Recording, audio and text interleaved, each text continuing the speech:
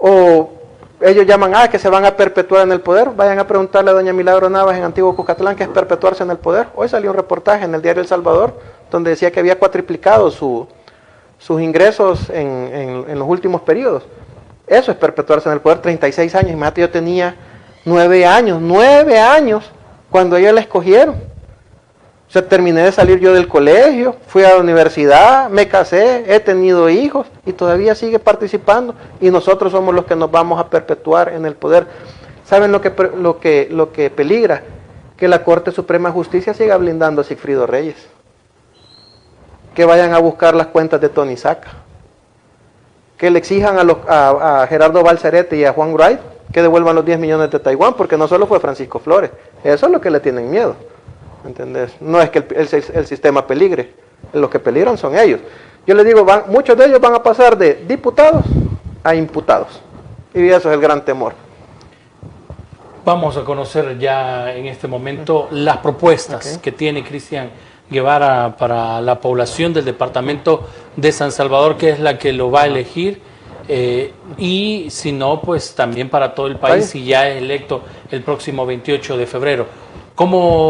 ¿Cuáles son las propuestas? ¿Cómo las tiene estructuradas dentro de su plan? Mira, bueno, como tengo varias facetas, ¿verdad? Primero la faceta fiscal como empresario que yo le he visto. Durante 12 años yo pagué impuestos. Y yo aprendí que los impuestos eran sagrados, al igual que los salarios de la gente que trabajaba conmigo. Pero en ese camino fui descubriendo que no es igual para todos. Que una empresa en promedio, las más pequeñas, las medianas, una empresa en promedio paga entre el 30 y el 37% de sus ingresos se van en tributación. Imagínate todo lo que se va. Pero las grandes empresas, las millonarias de este país, solo pagan un 1%. Así de descarado es. Aquí hay 648 empresas que ya las tiene identificado el Ministerio de Hacienda, que ya las tiene identificadas la Superintendencia del Sistema Financiero, que son cascarones para que las grandes corporaciones saquen 2.000 millones de dólares cada año hacia paraísos fiscales sin pagar impuestos. Lo que hacen es que obtienen grandísimos ingresos, pero millones, pero reflejan pérdidas. Entonces han creado una estructura fiscal para permitir esa evasión, y todo ese dinero va fuera de nuestras fronteras. Y eso ya no puede seguir pasando. Entonces, mi primera propuesta es una ley de repatriación de capitales evadidos, que primero frene la evasión, que ponga un impuesto, el 10%. O sea, si vos reflejas pérdida, ninguna empresa trabaja con pérdida. Ya están igual que Genaro Ramírez y los buceros que tienen 30 años trabajando con pérdida, o 40 años trabajando con pérdida. Ninguna empresa trabaja con pérdida. Entonces, para quitarles esa cantaleta, vamos a ponerle un impuesto del 10%, que es la renta que paga cualquier empresa, a toda transacción que vaya hacia un paraíso fiscal. Simple, ¿entendés? Si vos pasás ese dinero a un paraíso fiscal, la cuenta fiscal, que el trazo es, así te digo, lo dejan de arado, pagas el 10%. Ay, que mire que yo reflejé pérdida, paga el 10%. Porque tienen años, ni años, décadas, haciendo ese mismo juego. ¿Vas a creer que una empresa va a pasar 2, 3, 4 décadas reflejando pérdidas? ¿Para qué trabajas? Si una empresa es para ganar dinero. Si no, mejor poner una ONG. Entonces, vamos a poner esa ley de repatriación de capitales evadidos, que te digo, el primer paso es parar la evasión, poner ese 10% de impuestos, y lo otro es hacer una mora de 1 año y decirle, ok, paguen los impuestos de los últimos 10 años, sin repercusiones fiscales, o sea, sin intereses, y sin repercusiones penales, es decir, cárcel. Que regrese ese dinero voluntariamente. Si después de 1 año las empresas no aceptan regresar este dinero, que te digo que ya está plenamente identificado, pues se inicia el proceso y se va a fortalecer la UREF, que es la Unión de Seguimiento Fiscal en el Ministerio de Hacienda, y esperamos al cabo de 1 año tener un fiscal que sí haga su trabajo y que sí persiga evasores. Porque ya hay una unidad fiscal ahí que te digo que la han de tener descuidada porque a ellos no les interesa. Han de agarrar ahí algún pececito, pero los peces gordos los protegen. Esa es mi primera propuesta. Y dentro de esta propuesta va algo que te digo que ya le hemos discutido con el próximo presidente de la Asamblea Legislativa, con Ernesto Castro, que el 1 de mayo vamos a reformar la ley de imprenta. Para los salvadoreños que no conocen la ley de imprenta, el 9 de octubre de 1950, hace 70 años, los diputados de aquel entonces blindaron a los periódicos para que no pagaran impuestos. Imagínate, yo he hecho cálculos. En la década pasada, bien pudieron haber facturado 288 millones de dólares y no pagaron impuestos. Regresen 20 años, 30 años, 40 años, 50 años, 60, 70 años. O sea, aquí hay salvadoreños que han nacido, crecido, estudiado, no estudiado, vivido, se han reproducido, algunos han muerto y nunca han visto un centavo de esas grandes empresas reflejado en alguna escuela, en la policía, en hospitales, en calles, porque no los pagaron, porque estas empresas nunca pagan. Hoy te digo, ya están al borde de la quiebra, pero me parece que por justicia fiscal ellos deben de pagar. Entonces, de las primeras cosas que vamos a hacer el 1 de mayo es votar por la reforma de ley. Y te digo 1 de mayo porque es la sesión. En otros periodos y con otros partidos tradicionales hubiera pasado el acto bien bonito ahí en la asamblea, hubieran gastado un montón en comida, después se hubieran ido a celebrar con sus financistas a los hoteles y no hubieran trabajado ese día. Nosotros vamos a trabajar ese día. Ese día va a ser nuestra primera sesión plenaria y nada de cenas lujosas en hoteles y primero Dios que la toma de posesión sea ahí en la plaza pública igual que el presidente, con la gente, no ahí encerrados en aire acondicionado en el Salón Azul, con la gente. Y finalmente, estas digamos son en el área fiscal que te digo. También tengo una propuesta en el área social. Fíjate que hace 3 años nació mi hijo menor. Y mi hijo menor nació con cáncer. O sea, no es que lo descubrieran a los 3, 4, nació con cáncer. A los 17 días nos dijeron qué tipo de cáncer era. Imagínate un bebé así, chiquitito. Y al mes para celebrar su primer mes de nacido le dimos la primera sesión de quimioterapia. Gracias a Dios mi hijo sobrevivió. Pero, digamos, y son de esas cosas que vos decís, Alexis, no me va a pasar, eso le pasa a cualquier persona, pero me pasó a mí, a mi esposa. Salimos adelante por la ayuda de mis suegros, de mis papás, de mi familia, de la de ella, de mis amigos. Pero fue un momento bien duro, entonces esas cosas te marcan a vos como persona. Y así hemos ido conociendo otros casos, y conocimos el caso de Josué David, fue un niño que falleció hace un año casi. Un niño espectacular, un ángel. Él tenía otro tipo de cáncer, pero igual no perdió la batalla, dio una lucha increíble, pero la perdió. Y en una plática con mi esposa, la mamá de él le decía que lo peor que le había pasado es que cuando con su hijo enfermo, ella trabaja en el Seguro Social, el gobierno no le podía dar más de 90 días de incapacidad, que los otros, a partir del día 91 tenía que ser permiso sin goce de sueldo.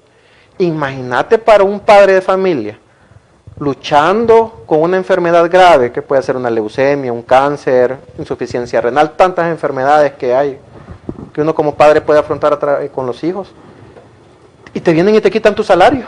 O sea, cuando más ayuda necesitas, te la quitan. Entonces, desde ahí le pusimos un nombre bonito, pero era Ley de Cuido para Pequeños Héroes, así la nombré, y es el hecho de que si vos tenés un hijo con una enfermedad grave o terminal, el Estado o la empresa donde esté te dé la incapacidad necesaria para que vos puedas cuidar a tus hijos. Ya pasa esa ley, yo no sabía que existía, te digo, por esta necesidad, por esa necesidad propia, comenzamos a investigar de ella. Ya hay una ley similar en Costa Rica que data del 2016, fue aprobada una muy similar en México el año pasado.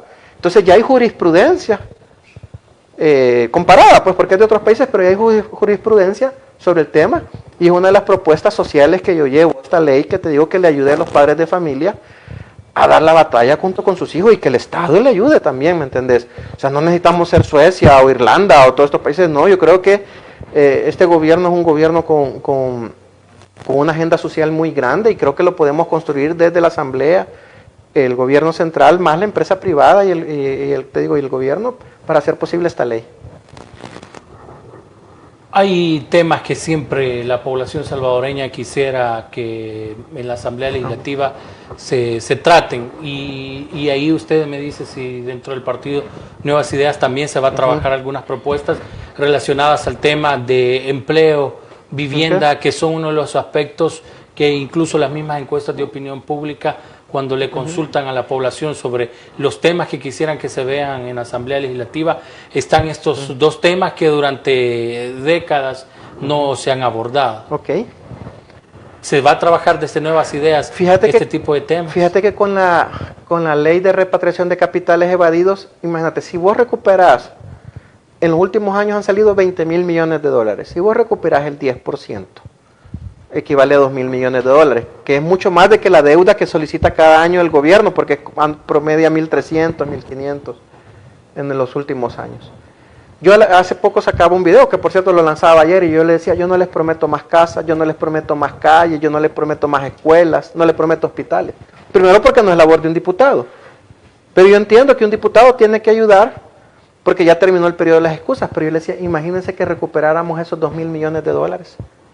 Ahí tendría el gobierno, la ministra Michelle Sol, el dinero para hacer proyectos de vivienda, y no esas cajitas de fósforos de Saltex pelado que daban antes, sino como las que entregó el presidente hace poco, a ese tipo de viviendas, que son más dignas, que no solo es la casa, es que van dentro de una urbanización, porque vos tenés que urbanizarle a la gente también, no solo irle a zampar la casa ahí en medio del charral y sin acceso, sin luz, sin letrina. O sea, es que dar una casa es el primer paso de una vida más digna. Entonces, ese tipo de vivienda.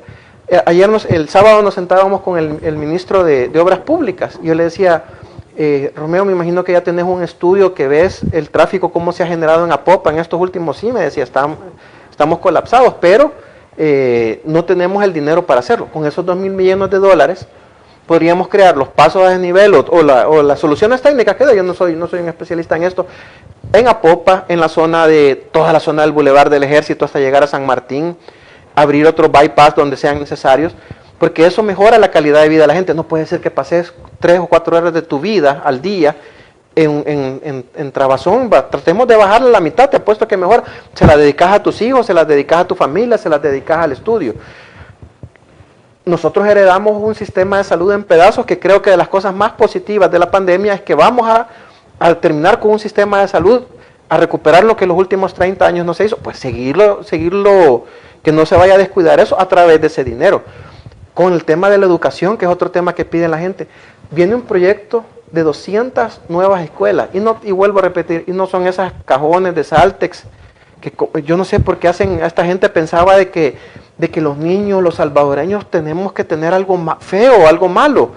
O sea, pensar en unas escuelas geniales, increíbles, donde los niños se desarrollen. Si el que tiene más creatividad es un niño, ¿por qué lo vas a coartar en un cajón de Saltex? Porque esas son las escuelas, algunas hasta sin patio, algunas sin un lugar para ir a correr. Entonces viene un proyecto de 200 nuevas escuelas. ¿Cómo se va a financiar con este dinero que vamos a recuperar? En esa parte de solidarizarme con la gente de Soyapango y Lopango en San Martín, que se tardan hasta 2 horas en venir a estudiar a la Universidad de El Salvador, ¿por qué no crear una sede, descentralizar una sede de la Universidad de El Salvador y hacer una sede en esa zona? Ya habrán los estudios técnicos donde te digan, aquí es la mejor zona, aquí hay un terreno disponible, y ya no estar ofreciendo abogados. Con el respeto del gremio, este país lo que menos necesita abogados, ya estamos saturados de abogados. O sea, si alguien quiere estudiar, que lo estudie, pero promover, por ejemplo, que hayan carreras de la industria creativa naranja, ¿me entiendes? Diseñadores. Y no hablo de diseñadores para aquí puedes hacer los diseños y venderlos en Estados Unidos, en Europa, en Oriente Medio, en Asia. Pues, programación de sitio web, desarrollo de videojuegos, desarrollo multimedia, ¿me entiendes? Todo eso lo podríamos producir aquí y mandarlo a otros países. Aquí por una página web te pagan 500 pesos. Anda a venderle a Estados Unidos en 500 pesos, te la van a pagar en 3.000, 4.000 pesos, en Europa te la van a pagar en 5.000. Podemos mejorar esos ingresos. Hoy vamos a hablar de las proyecciones que tiene el partido Nuevas Ideas. Recientemente, la semana anterior, daba a conocer el Centro de Estudios Ciudadanos de la Universidad Francisco Gavidia su encuesta de opinión pública para las elecciones del próximo 28 de febrero. Y en una de las preguntas era si las elecciones fueran el próximo domingo, ¿por qué partido político votaría? En esta encuesta, el partido Nuevas Ideas sacó el 64.7 y seguido por Arena con 7.1 y el partido Gana 3.1 y FMLN 2.2 y de ahí otros partidos políticos. ¿Cuántos diputados va a sacar? ¿Cuántos diputados va a sacar el FMLN? ¿Cómo es que le hace? Así. ¿Cómo ustedes toman estas encuestas? ¿Cómo las reciben? ¿Y cómo ustedes quieren que la población salvadoreña vea a los candidatos de Nuevas Ideas? Vaya, mira, cuando a vos te dicen que tenés el 65% de aprobación, primero es un resultado histórico. Ningún partido en la historia de este país había tenido la aceptación que tiene Nuevas Ideas. Ninguno. De ahí lo ves en el contexto actual, ni sumando todos los demás partidos llegan a la mitad, pero ni sumando, creo que ni llegan ni al 25% de lo que es Nuevas Ideas ahorita. Pero eso es lo que te da, Alexis, es una grandísima responsabilidad de saber de que la gente ha confiado, confía en nosotros y que ahora tenés el capital social y político para hacer los cambios que por años se necesitaban y que los partidos tradicionales o no tuvieron el valor de hacerlo o no tuvieron el interés de hacerlo o que les pagaron para que no los hicieran. Entonces es una gran responsabilidad para poder hacer esos cambios. En esos cambios está la ley de agua. Que te digo, el 52% del agua de este país la desperdician los cañeros. Pero nadie se atreve a tocarlos. Nadie se atreve a sentarse con ellos. Nosotros sí vamos a tener el capital social y político para decirle o se modernizan y dejan de desperdiciar el agua de los salvadoreños o vienen sanciones, que antes no tenían el valor de hacerlo. Pero también en este análisis de las encuestas vos puedes decir, ¿y por qué andan en campaña esto? Y si te fijas, le metemos todos los días. Yo este fin de semana estuve en 8 lugares, ¿entendés? Y le metemos y le seguimos metiendo. Porque aún con el 65% de aprobación por el sistema de residuos, podrían entrar hasta 15 diputados de Arena y 3 del FMLN. Y para nosotros eso es inaceptable. Yo ya no quiero seguirle pagando el sueldo de asesor a Lorena Peña. Ya no quiero seguirle pagando el sueldo de asesor a Claudio de Rosa, que fue el hombre que nos engañó para que tuviéramos el sistema de pensiones actual. Y gana 3.700 pesos en la asamblea. Yo estoy cansado de tener que pagarle $1 millón al año a todos los asesores de parque. Entonces, a nosotros nos parece inaceptable que toda esta gente siga. Y por lo tanto, si la encuesta dicen que tenemos 65%, pues espérense que de aquí a un mes vamos a seguirle metiendo más para tener el 70, el 75, el 80% de aprobación. Y lo vamos a lograr. Yo estoy seguro que le vamos a seguir metiendo. Uno de los temas que van a tener que ver si es electo como diputado para el periodo 2021-2024 es las propuestas que van a llegar de reforma a la Constitución de la República. Y el fin de semana hubo dos temas de la misma sesión que se realizó. El primero era el poder establecer de alguna u otra manera el servicio militar obligatorio. Es un tema que lo tienen que analizar y escuchar todas las propuestas de los diferentes sectores. Otro que llamó la atención es el tema de una declaración que dio el ministro de la Defensa, René Francis Merino Monroy, donde él decía que la Fuerza Armada debería de tener un rol más político en nuestro país, algo que ha generado en la clase actual de diputados una serie de críticas. Mira, primero fueron descontextualizadas las dos declaraciones, ¿verdad? Primero, el servicio militar sí está contemplado, te digo, son de las cosas que se deben revisar, lo quitamos, no lo quitamos, y si sigue ahí, ¿cómo lo regulamos? ¿Me entiendes? Porque si te dicen de que el servicio militar está contemplado, ok, entonces pueden llegar a tu casa y tenerte permanentemente ahí, o lo regulás y decís 15 días al año, o simplemente llegás y decís, ya esto ya no es parte de esta época, quitémoslo, que creo que es una sana discusión. Lo que pasa es que, te digo, los medios tradicionales lo desvirtúan y politizan todo. Con la parte del rol político, el ministro no lo estaba diciendo en ese contexto, sino lo estaba diciendo en el hecho de la participación de la seguridad ciudadana, que ya lo hace ya lo hacen los elementos militares, pero es fuerza de tarea conjunta. Ves, por ejemplo, a un policía, porque él sí puede, digamos, detener a alguien, pero un soldado no. ¿Me entiendes? No tiene esa atribución legal de hacerla. Y si lo hace, digamos, recibe una condena, un castigo, un proceso. Entonces, lo que decía el ministro era de ir regulando ese proceso. Por ejemplo, imagínate, está un cuerpo de soldados, y yo los veo, fíjate, en la práctica yo los veo. Ahí si te pones en ese monumento a la corrupción que dejó el FMLN, el CITRAMS, en todos hay soldados. Ahí hay 3, 4 soldados cuidando esa instalación. Imagínate ellos vieran algo en flagrancia. ¿Por qué no pueden detener a un criminal en fragancia? Vieran a un hombre acosando a una mujer, un intento de violación, un intento... ¿Por qué esos soldados no podrían intervenir? Porque la ley actualmente se los impide. Y yo entiendo cuando en 1992 hizo esa reforma a la Constitución, venía en el contexto de que veníamos de una guerra. Y claro, los dos actores se pusieron de acuerdo para bajarle el poder a los militares, que eran militares que, discúlpenme, no es como la dictadura de ahora que anda dejando comida en las casas, sino que era una dictadura de veras, donde masacraron, violaron derechos humanos, torturaron, desaparecieron. Eso era el ejército que nos heredaron. El ejército que tiene el presidente Nayib Bukele es un ejército de servicio a la gente. Entonces va cambiando el contexto y por lo tanto vos tenés que también ir actualizando la regla. O sea, en el 92 funcionó, pero sigue funcionando o es vigente ahorita. Son las cosas que hay que revisar. Que por cierto, todos esos resultados de la comisión ad hoc los vamos a tener en septiembre. Y de donde sacan la información de los periódicos, de sesiones abiertas que a todos los periodistas se les invita, no sé si tú estás, pero a todos se les ha, entiendo yo porque me senté con el vicepresidente Félix Ulloa y me decía, a todos se les ha enviado invitación, si la solicitan, de ahí lo ven ellos. ¿Vos crees que si se estuviera planeando una dictadura se le estuviera transmitiendo en vivo? O sea, no tienen lógica, pues, ¿me entendés? Pero son cosas que ellos necesitan responderle a su financista y ahí siguen con esa agenda que ya no le funciona. ¿Qué otros aspectos considera Cristian Guevara que pueden cambiarse de la actual Carta Magna de nuestro país? Mira, otro tema que salió es el tema de ampliar el periodo a 6 años, del periodo presidencial.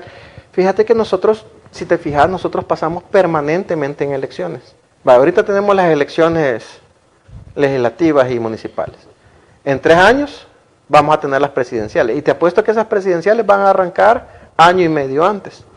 Entonces, y eso genera una gran inestabilidad política, una gran inestabilidad económica, jurídica, porque los inversionistas dicen, bueno, y si llega tal vez cambia algo, entonces mejor no invierto, y se paran las cosas. Se van parando las cosas. Entonces vos necesitas darle como estabilidad al país. Entonces, hay varios sistemas políticos distintos. Por ejemplo, en Guatemala, las elecciones son generales cada 4 años. Ahí se escogen alcaldes, diputados y presidente cada 4 años.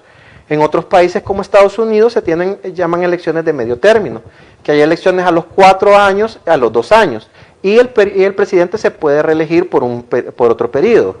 Entonces aquí podríamos tener un término medio, que te digo que son cosas que se van a discutir. Puede ser que lleguemos y digamos, la de 4 años que sean elecciones generales, o una elección de medio término que sea un periodo presidencial de 6 años con una elección a medio término de alcaldes y diputados, para darle estabilidad al país, o dejamos las cosas como están, ¿me entiendes? Así como le gustan a estos, ¿verdad? Porque hacen negocio de todo. Entonces, pero son cosas que las vamos a discutir. Entonces, cuando vos sacan estos temas y te dicen, ¿vos crees que va a ser por un año más, va a ser un dictador, un presidente? Lo que le está dando, cuando en general lo que le puede dar estabilidad al país. Y ni siquiera estamos diciendo que con el presidente Bukele. Lo estamos diciendo que en el 2029, o sea, que le da espacio al país de prepararse, el Tribunal Supremo Electoral de prepararse, ¿me entendés? Pero como te digo, tienen esta agenda de desgaste, de verdad que ya no le funciona. Cristian, se nos ha acabado el tiempo. Vamos a dejar prácticamente en pausa esta conversación. Vamos a invitarlo el próximo mes de febrero a que ya en la recta final también de esta campaña electoral nos siga comentando más sobre los insumos que ha recolectado y también sobre la coyuntura nacional. Un mensaje que le quiera dejar a la población que nos ve a través de redes sociales o en los Estados Unidos, y cómo lo encuentran en estas redes sociales para que esté muy pendiente de sus opiniones y de sus propuestas. Bueno, gracias. En Facebook aparezco como Cristian Guevara, con H, C-H-R, ¿verdad? Cristian Guevara. En Twitter es Cris Guevara G. Y bueno, les dejo 2 mensajes, que prácticamente es el mismo. A nuestros hermanos en el exterior, a Salex, por favor, vengan o incentiven a la gente que vote aquí. Incentiven. Ustedes, la gran mayoría de ustedes están afuera porque este país no les dio oportunidades, no les dio seguridad, no les dio educación y tuvieron que buscar eso en otro país. Hay una frase que a mí me gusta del doctor Armando Bukele, que dice: uno debe florecer donde Dios lo ha plantado. Yo sé que ustedes se fueron, pero hagan lo posible para que los salvadoreños que sigamos aquí florezcamos. Y finalmente otro mensaje.